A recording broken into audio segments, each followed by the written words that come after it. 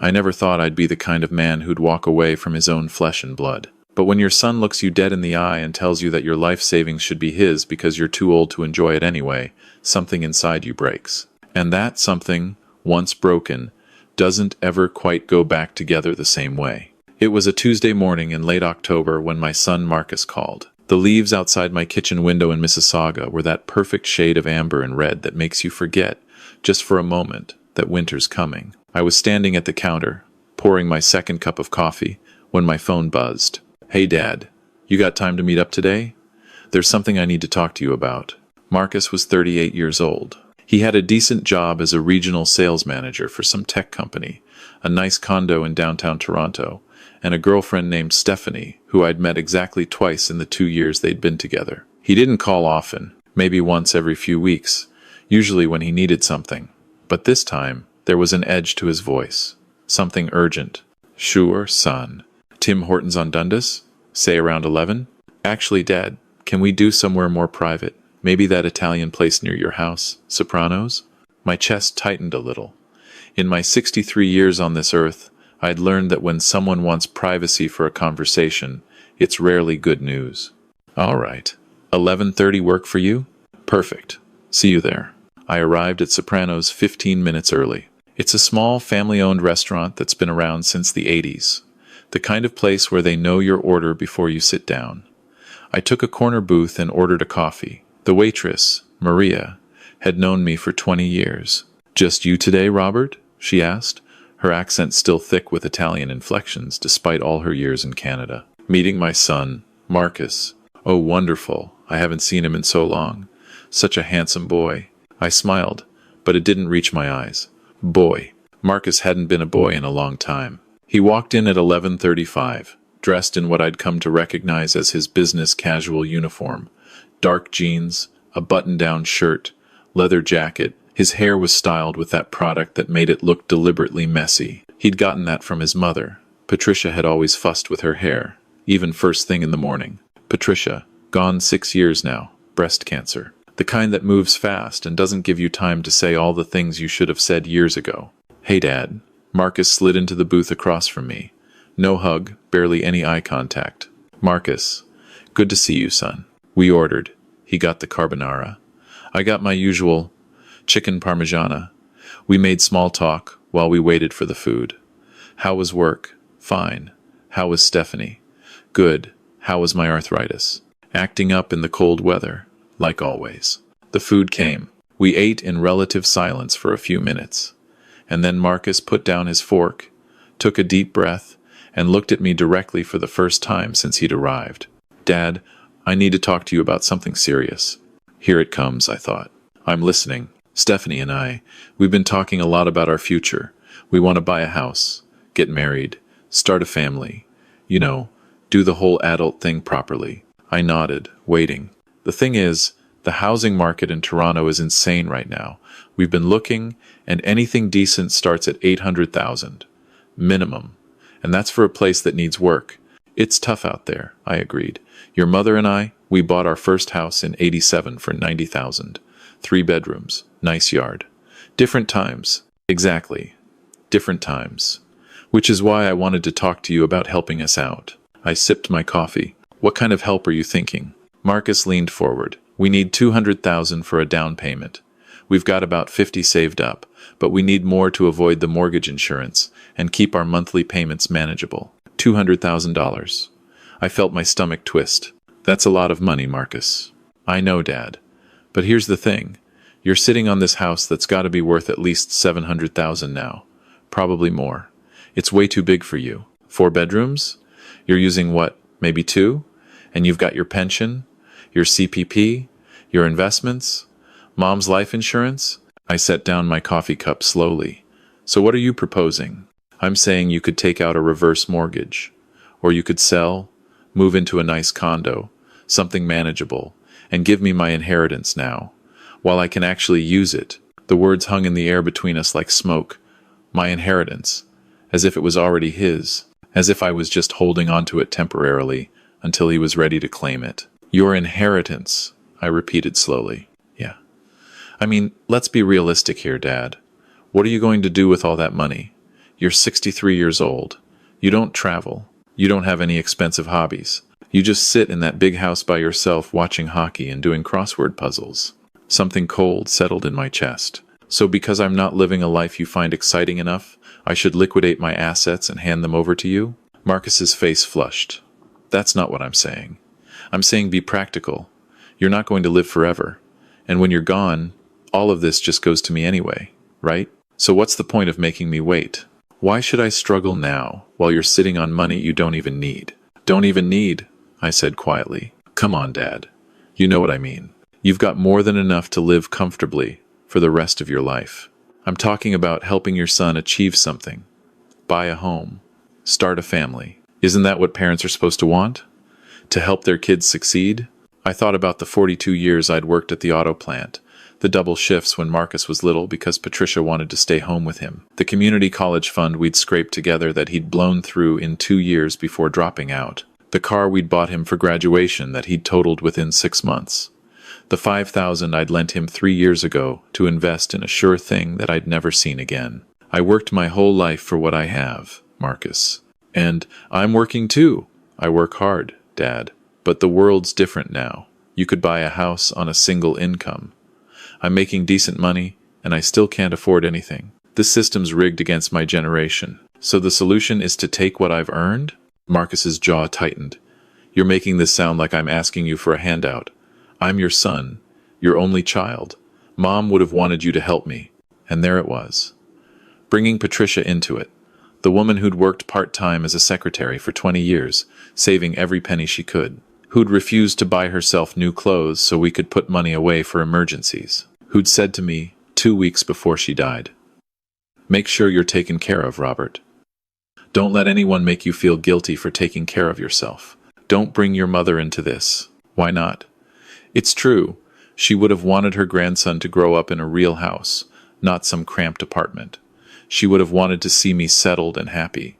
Your mother would have wanted you to stand on your own 2 feet. Marcus's expression hardened. That's easy for you to say. You had it easy. You got to buy cheap, retire with a pension, live in the same house for 30 years. I don't have those luxuries. And frankly, Dad, you're being selfish.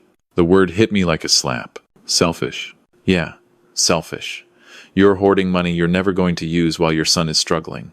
Do you know what that says about you as a father? I stared at this man across from me, this stranger wearing my son's face, speaking with my son's voice, but saying words I didn't recognize, words that came from some dark, entitled place I didn't understand. I think this conversation is over, I said quietly. No, we're not done. I need an answer, Dad. Are you going to help me or not? No. The word came out firm, final. Marcus's face went red. No? Just like that? You're not even going to think about it? There's nothing to think about. What I have, I earned. It's mine. And I'll decide what to do with it when I'm good and ready. This is unbelievable. You're really going to do this? You're going to let me struggle while you sit on a pile of money like some kind of dragon? I stood up, pulled 2 20s from my wallet, and dropped them on the table. Lunch is covered. Drive safe, Marcus. Don't walk away from me. We're not done talking about this. But I was already moving toward the door. Behind me, I heard Marcus say something else, something bitter and angry. But I didn't catch the words. The ringing in my ears was too loud. I drove home in a daze. The autumn leaves that had looked so beautiful that morning now just looked dead, brittle, ready to fall. Over the next 3 weeks, Marcus called 17 times. I let every call go to voicemail. The messages started out apologetic. Dad, I'm sorry. I shouldn't have said those things. Can we talk? They progressed to frustrated. Come on, this is ridiculous. You're really going to ignore me over this? And finally, they turned mean. You know what? Fine. Be that way. I don't need you anyway. I never did. On November 15th, I got a text from Stephanie. I'd never gotten a text from her before. Robert, Marcus has been really upset. He loves you and just wants what's best for his future family. Can't you at least talk to him? He's your son. I stared at that message for a long time before I deleted it. Thanksgiving came. My phone didn't ring. Christmas approached. I put up the tree by myself for the first time in 6 years. Since Patricia died, Marcus had always helped me with the tree. Not this year. On December 20th, my phone rang. Unknown number. I almost didn't answer, but something made me pick up. Mr. Robert Henshaw? Speaking. This is Jennifer Chen from Morrison and Associates law firm. I'm calling on behalf of your son, Marcus Henshaw. My blood went cold. I see. Mr. Henshaw, my client has asked me to reach out regarding what he believes is his rightful inheritance. He's informed me that you've made verbal promises over the years about providing financial support, and he feels that you're now reneging on those promises. I laughed. Actually laughed. It came out harsh and bitter. Let me be very clear, Miss Chen. I have made no such promises. My son asked me for $200,000. I said no. That's the extent of it. My client believes that given his status as your sole heir and the size of your estate, there's an argument to be made for constructive trust. He's prepared to pursue this matter legally, if necessary. Then let him pursue it. He'll lose. Mr. Henshaw, litigation is expensive and time-consuming for everyone involved. Perhaps we could arrange a mediation? Tell your client that I'm 63 years old. I worked for 42 years to build what I have, and I don't owe him or anyone else an explanation for how I choose to spend my money. Tell him that if he wants to hire lawyers to try to shake me down, he can knock himself out, and tell him that I'm proud of the man I thought I raised, but I don't recognize the person he's become. I hung up before she could respond. That night, I couldn't sleep. I lay in bed staring at the ceiling, listening to the house creak and settle around me.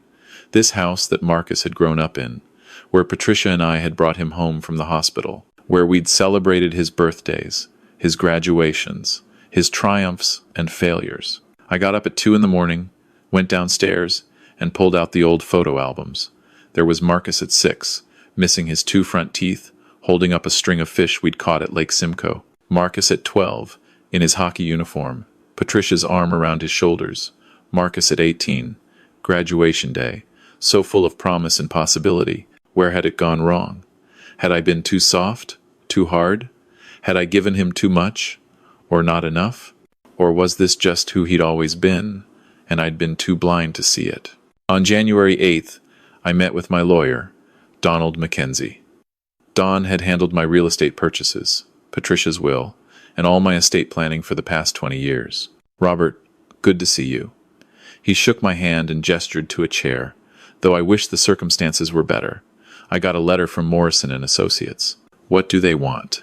They're making noise about elder financial abuse, suggesting that if you're competent and in good health, there's no reason not to help your son financially. They're implying that if you won't, it might be because you're not of sound mind. I felt heat rise in my face. They're questioning my mental competence? It's a tactic, Robert. A nasty one, but not uncommon in these cases. They want to rattle you, make you feel like you have to prove something. What do I need to do? Nothing. You don't need to prove anything. You're under no legal obligation to give your son money. But I do think we should review your estate plan. Make sure everything is ironclad. We spent 2 hours going through my will, my power of attorney, my living will. When we were done, I'd made some significant changes. Are you sure about this? Don asked quietly. I've never been more sure of anything in my life. The months crawled by.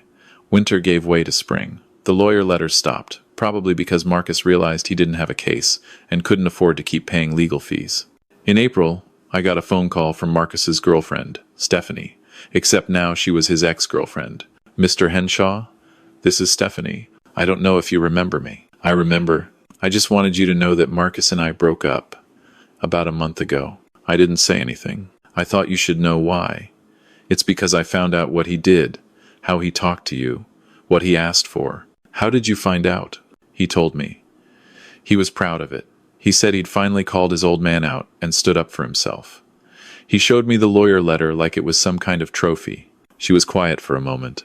I told him he was disgusting, that you don't treat family that way, that his father worked his whole life and didn't owe him a damn thing. And you know what he said? He said I didn't understand, that it was his money, really, and you were just being stubborn and old-fashioned. I'm sorry things didn't work out for you two. I'm not. I dodged a bullet, Mr. Henshaw. I just wanted you to know that not everyone thinks what he did was okay, and I wanted to say I'm sorry. For the text I sent you, he made me do it. He stood over me and told me what to write. I should have refused. After she hung up, I sat there for a long time, staring at nothing. On June 3rd, my brother called. Alan lived in Calgary, and we talked maybe once every couple of months. Rob, I ran into someone who knows Marcus at a conference. Said he's been posting some pretty nasty stuff about you on Facebook. I don't have Facebook. I know, but I do. Rob, he's telling people you're mentally ill, that you're becoming paranoid and irrational in your old age. He's setting up a narrative. Let him. Rob, this is serious. He's doing damage control, making himself look like the victim. Alan, I appreciate you looking out for me, but there's nothing I can do about what he says online. The people who matter know the truth. But it bothered me more than I wanted to admit. The idea that my son was out there, telling lies about me, making me out to be some kind of villain in his story. In September, almost a year after that lunch at Sopranos, I was diagnosed with prostate cancer. Early stage, treatable. The doctor said I had an excellent prognosis with surgery and radiation. I didn't tell Marcus. He didn't know. We hadn't spoken in 11 months. I did tell Alan. He flew out to be with me for the surgery, stayed for a week afterward to help me around the house. Have you thought about reaching out to him? Alan asked one night over takeout Chinese food. Maybe this would be a chance to rebuild things.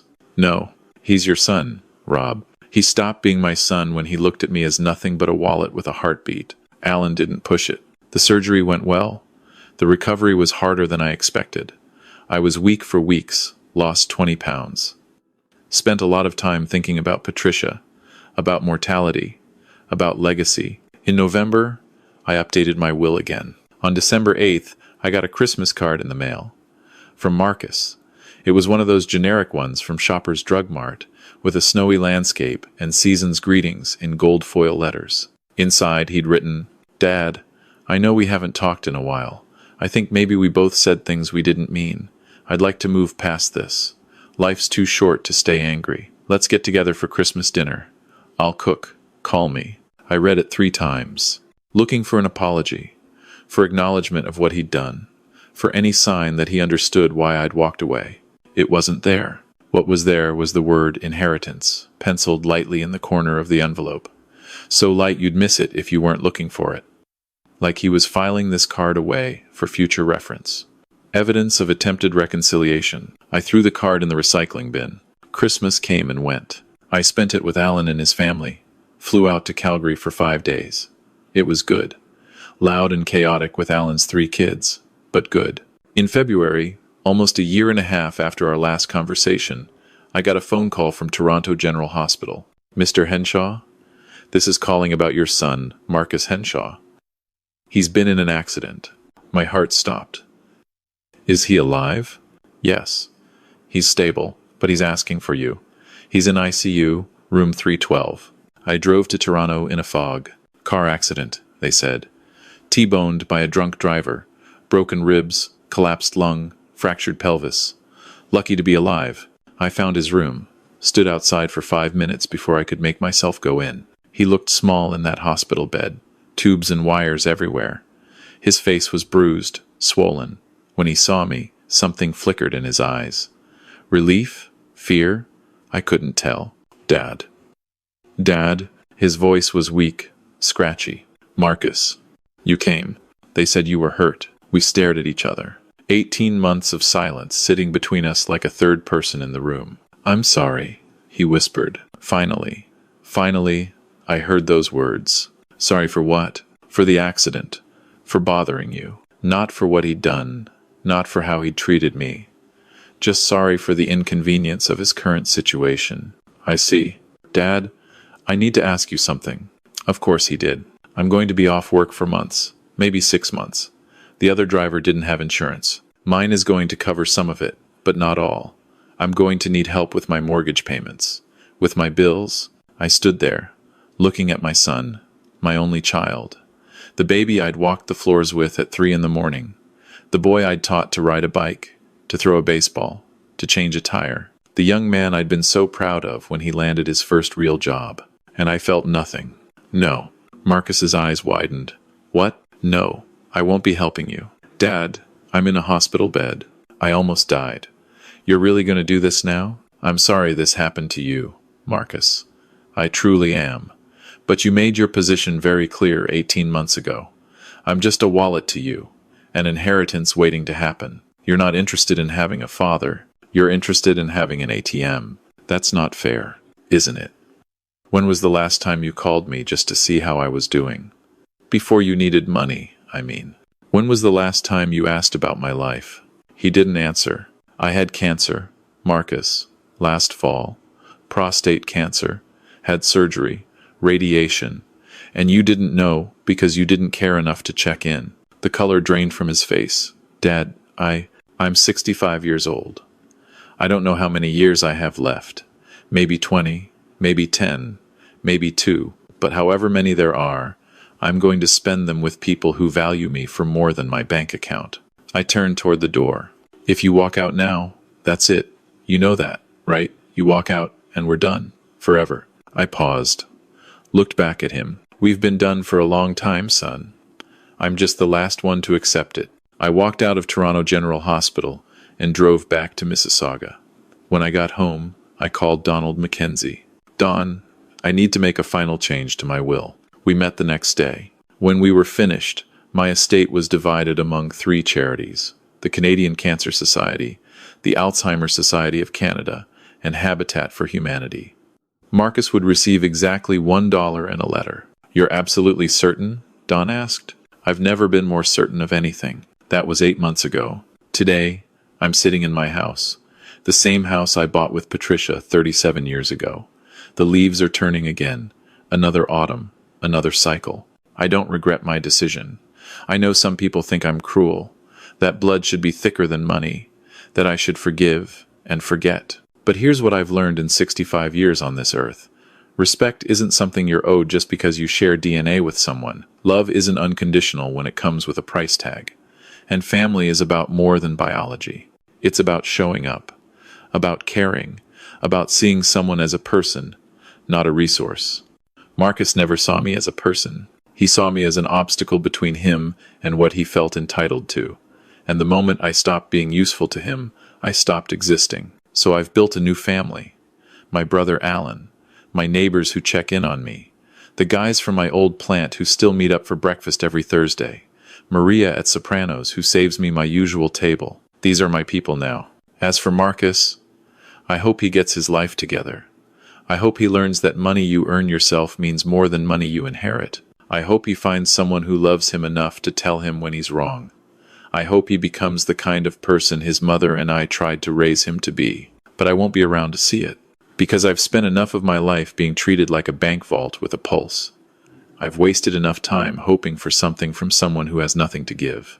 Sometimes, walking away is the most loving thing you can do, not because it hurts less, but because staying would destroy what's left of your self-respect. And at the end of the day, that's all any of us really have. Our dignity, our integrity, our sense of who we are and what we stand for. I stand for the belief that I matter, that my years of work matter, that my feelings and my needs matter just as much as anyone else's. And I will not apologize for that. Not to Marcus. Not to anyone who thinks I should have just handed over my life savings to keep the peace. Because peace bought with your self-respect isn't peace at all. It's surrender. And I didn't work for 42 years to surrender in the end.